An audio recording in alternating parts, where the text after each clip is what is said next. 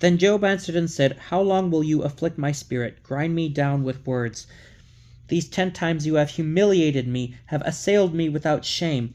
Even if it were true that I am at fault, my fault would remain with me. If truly you exalt yourselves at my expense, and use my shame as an argument against me, know then that it is God who has dealt unfairly with me, and encompassed me round with his net. If I cry out violence, I am not answered. I shout for help, but there is no justice.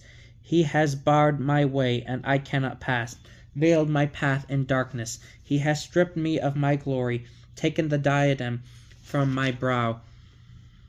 He breaks me down on every side, and I am gone. He has uprooted my hope like a tree. He has kindled his wrath against me. He counts me one of his enemies. His troops advance as one. They build up their road to attack me, and camp around my tent. My family has withdrawn from me. My friends are wholly estranged. My relatives and companions neglect me. My guests have forgotten me. Even the maidservants consider me a stranger. I am a foreigner in their sight.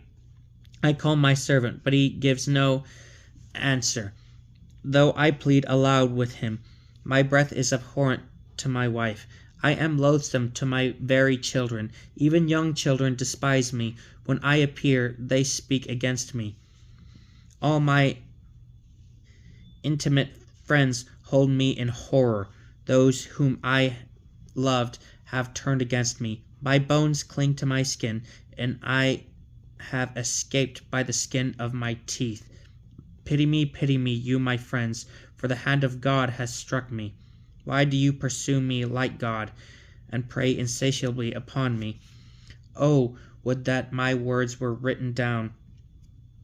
Would that they were inscribed in a record,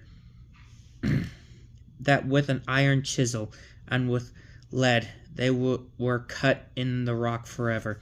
As for me, I know that my vindicator lives, and that he will at last stand forth upon the dust. This will happen when my skin has been stripped off, and from my flesh I will see God. I will see for myself. My own eyes, not another's, will behold him. My inmost being is consumed with longing. But you who say, How shall we persecute him, seeing that the root of the matter is found in him? Be afraid by the sword of yourselves, for your anger is a crime deserving the sword, that you may know that there is judgment. Then Zophar the Naamathite answered and said, So now my thoughts provide an answer for me, because of the feelings within me. A rebuke that puts me to shame I hear, and from my understanding a spirit gives me a reply. Do you not know this from of old, since human beings were placed upon the earth? The triumph of the wicked is short, and the joy of the impious but for a moment. Though his pride mount up to the heavens, and his head reach to the clouds, yet he perishes forever, like the dung he uses for fuel. And onlookers say, Where is he? Like a dream he takes flight and cannot be found. He fades away like a vision of the night. The eye which saw him does so no more, nor shall his dwelling again behold him. His sons will restore to the poor, and his hands will yield up his riches. Though his bones are full of youthful vigor, it shall lie with him in the dust. Though wickedness is sweet in his mouth, and he hides it under his tongue, though he retains it and will not let it go, but keeps it still within his mouth, yet in his stomach the food shall turn. It shall be venom of asps inside him. The riches he swallowed up he shall vomit up. God shall make his belly disgorge them. The poison of asps he shall drink in. The viper's fangs shall slay him. He shall see no more streams of oil, no torrents of honey or milk. He shall give back his gains never used. like his profit from trade, never enjoyed, because he has oppressed and neglected the poor, and stolen a house he did not build, for he has known no quiet in his greed. In his treasure he cannot save himself. None of his survivors will consume it. Therefore his prosperity shall not endure. When he has more than enough, distress shall be his. Every sort of trouble shall come upon him.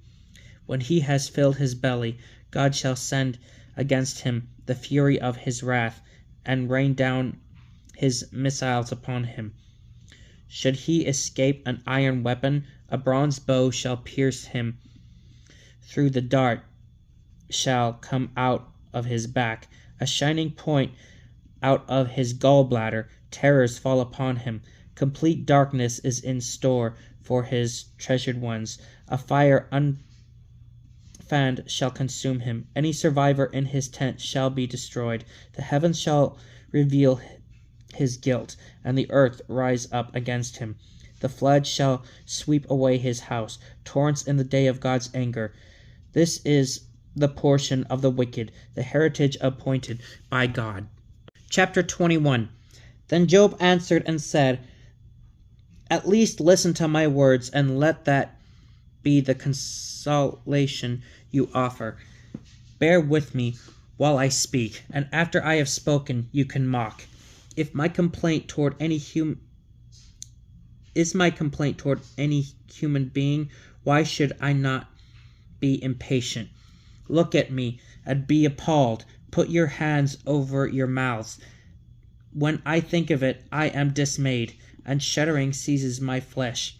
Why do the wicked keep on living, grow old, become mighty in power? Their progeny is secure in their sight. Their offspring are before their eyes. Their homes are safe without fear, and the rod of God is not upon them. Their bulls breed without fail. Their cows calve and do not miscarry. They let their young run free like sheep. Their children skip about. They sing along with drum and lyre, and make merry to the sound of the pipe. They live out their days in prosperity, and tranquility go down to Sheol. Yet they say to God, Depart from us, for we have no desire to know your ways.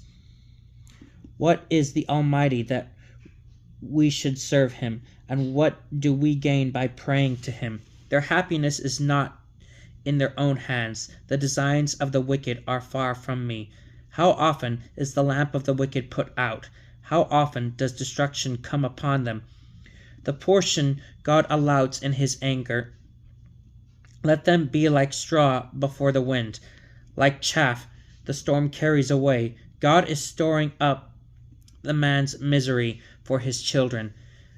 Let him requite the man himself, so that he knows it.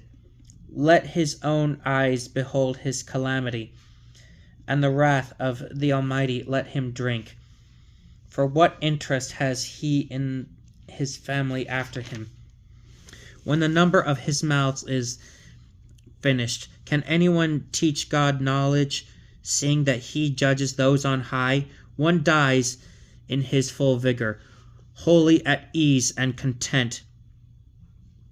His figure is full and nourished. His bones are moist with marrow. Another dies with bitter spirit, never having tasted happiness. Alike they lie down in the dust, and worms cover them both. See, I know your thoughts and the arguments you plot against me. For you say, Where is the house of the great? And where is the dwelling place of the wicked?